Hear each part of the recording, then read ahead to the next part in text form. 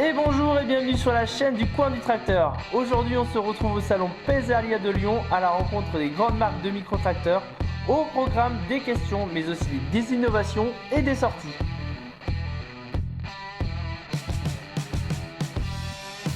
On va débuter ce salon par la marque Yanmar qui a eu la gentillesse de nous inviter. Bonjour.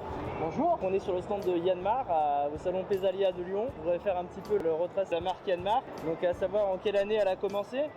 Yanmar, ça a été créé donc au Japon en 1912 par le fondateur Yamaoka. C'est son petit-fils qui est aujourd'hui le propriétaire et PDG de l'entreprise. D'accord. C'est resté vraiment une entreprise familiale depuis 1912. Donc ils ont commencé par faire quoi Yanmar exactement? Des moteurs, Oui. des moteurs thermiques. Et puis après, ça a été l'activité aussi tracteur. Ensuite, l'activité mini-pelle. D'accord. Et maintenant, l'activité moteur marin. Moteur maritime, oui. Maritime pour la partie plaisance et pour la partie commerciale. D'accord. Ils produisent aussi des pièces pour d'autres marques? Oui, on fournit énormément de moteurs pour des marques John Deere en tracteur. Ils sont équipés par Yanmar. Beaucoup d'entreprises dans l'espace vert, type Grio, Husqvarna, Amazon. Depuis combien de temps Yanmar vend ses tracteurs sur le sol européen? Depuis les années 60. Ah oui, donc ça fait déjà quand même un beau moment. Voilà, énormément, ça fait plus de 50 ans maintenant. D'accord. Jusqu'à il n'y a pas longtemps, ça a été des importateurs. D'accord. Qui s'occupaient de l'import sur le sol. De l'import sur le sol français. Et depuis maintenant 2 ans, on a décidé de développer le réseau en direct. Pourquoi y a-t-il des modèles qui sont réservés au marché asiatique et d'autres sur le marché européen? C'est alors d'abord, si on parle d'aujourd'hui, c'est aussi par rapport à la norme d'émission.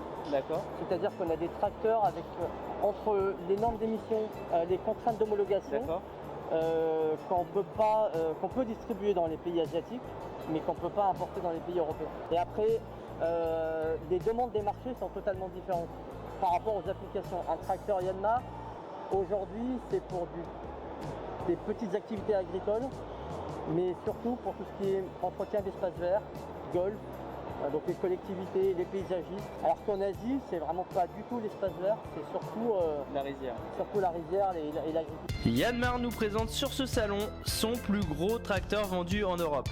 Non, il ne s'agit pas du YT5 de 113 chevaux qui reste pour le moment en exclusivité sur le sol asiatique, mais de son petit frère le YT359 de 59 chevaux, 4 cylindres, 3,3 litres d'eau cylindrée par gestion électronique qui affiche 2 tonnes sur la balance.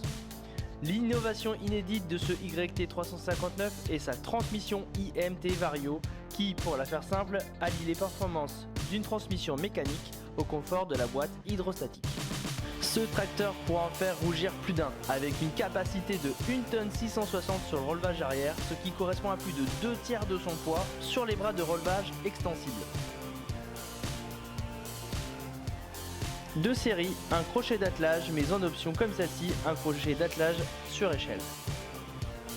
Ce nouveau YT359 est très apprécié pour sa stabilité et son empattement dû à ses réducteurs arrière décalés.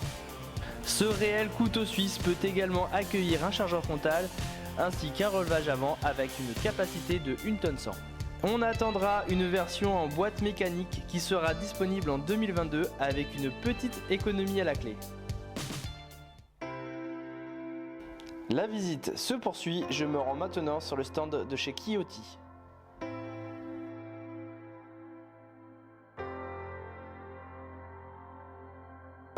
Bonjour Régis. Bonjour. Donc alors, qu'est-ce qu'on peut nous dire sur cette marque Kioti? À partir de quelle année Kioti a commencé à produire des tracteurs? Alors, c'est une marque qui existe depuis 1947. Donc c'est une marque qui vient de Corée du Sud. Ah oui. Voilà. Et leur premier métier à la base c'était la fabrication de moteurs.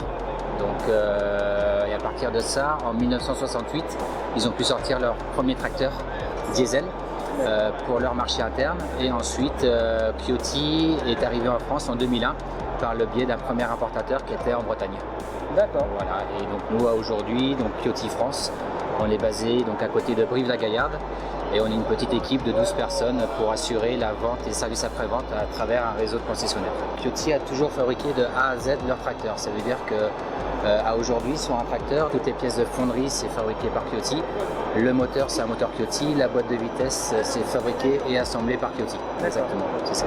Est-ce que Pioti revend aussi des moteurs à d'autres marques? Certains chariots élévateurs, on peut retrouver des moteurs Pioti exactement. Alors il y a eu un partenariat avec Toyota. Donc à aujourd'hui, Pioti fabrique des tracteurs. Donc le plus petit, ça va être le 22 chevaux, donc le CS2220 il s'appelle.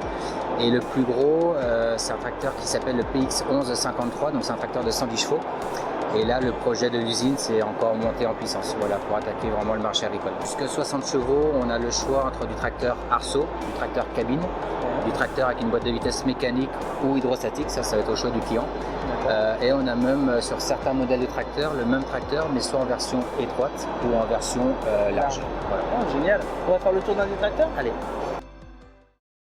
Kioti nous présente sur ce salon le DK4520 de 45 chevaux, 1,8 litre de cylindrée en 3 cylindres turbo pour un poids de 1 tonne 610 kg sur cette version arceau. 4 roues motrices qui seront débrayables avec une commande électro-hydraulique pour plus de confort. Kioti s'adapte à tout type de travaux sur cette version étroite du DK4520. La largeur hors tout sera de 1,40 m et l'arceau rabattable par l'avant vous facilitera grandement le travail sous serre. À l'arrière, une capacité impressionnante de 1 tonne 717 kg, soit plus que son propre poids. 2 séries de prises de force double effet et en option une possibilité de relevage avant avec prise de force et un chargeur frontal. Merci d'avoir regardé cette vidéo. Je suis actuellement en montage sur la deuxième partie concernant Kubota et Farmtrac. Pour soutenir la chaîne, rien de plus simple, un gros pouce bleu et si vous n'êtes pas abonné, vous avez juste à cliquer en bas, ça nous fait extrêmement plaisir. Merci à Kubota, Farmtrac et Kioti d'avoir pris le temps de nous recevoir et de répondre à nos questions, mais surtout à Yanmar de nous avoir invités sur ce salon et de nous inviter également à venir découvrir son YT356 en boîte méca dès sa sortie. Nous ne manquerons pas de faire une vidéo à ce sujet. Au revoir et à bientôt!